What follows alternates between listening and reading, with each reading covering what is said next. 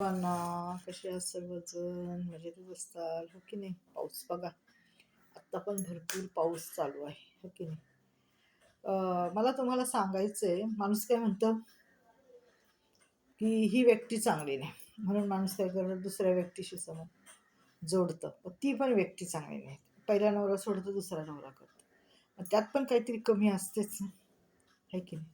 माणूस म्हणतं हे वास्तू चांगली नाही, तिथं जावं, मग दुसरीकडं. तिथं पण काहीतरी कमी असतंच, कमी जास्त असतंच. काही गोष्टी चांगल्या असतात, काही गोष्टी वाईट असतात. पहिल्या नवऱ्यात पण बाई पहिला नवरा सोडते, दुसरा नवरा करते, त्याच्यात पण काहीतरी कमी जास्त असतंच, है की नाही. म्हणजे अशी कुठलीच गोष्ट अशी परिपूर्ण नाही आणि आपल्या मनासारखी घडत नाही. काही गोष्टीमध्ये, सगळ्याच गोष्टीमध्ये तोटे आणि फायदे हे असतातच.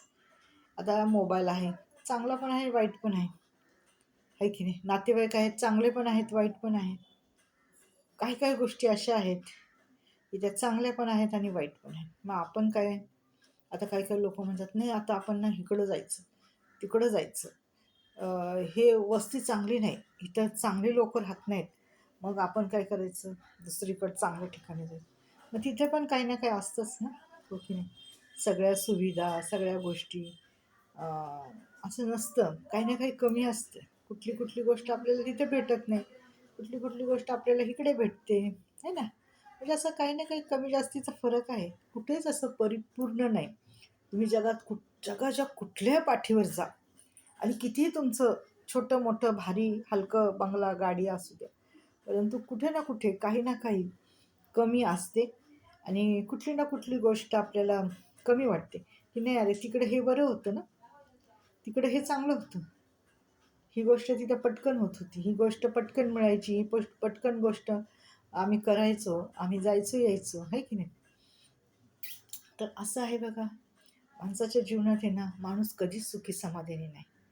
म्हणून मी म्हणते ना, माझं एक लाईन तुम्ही लक्षात ठेवा, जे आहे जसं आहे त्यात तुम्ही खुश राहा. जसं आहे जे आहे त्यात तुम्ही खुश राहा आणि आनंदी राहण्याचा प्रयत्न करा. जर तुम्हाला सगळ्याच गोष्टी मिळाल्या आणि जरी तुमचं मन दुःखी असलं, तुम्ही त्यात समाधानी नसला, तर काय फायदा, आहे की नाही. तुम्हाला सोन्याच्या पिंजऱ्यात पण ठेवलं तरी तुम्ही तिथं पण चुकाच काढणार, की हे नाही ते नाही, असं नाही तसं नाही, हे कमी आहे हे जास्त आहे. तर असं आहे, ज्याला दिलंय देवाने ते पण आनंदी राहत नाही आणि ज्याला नाही आहे ते पण आनंदी.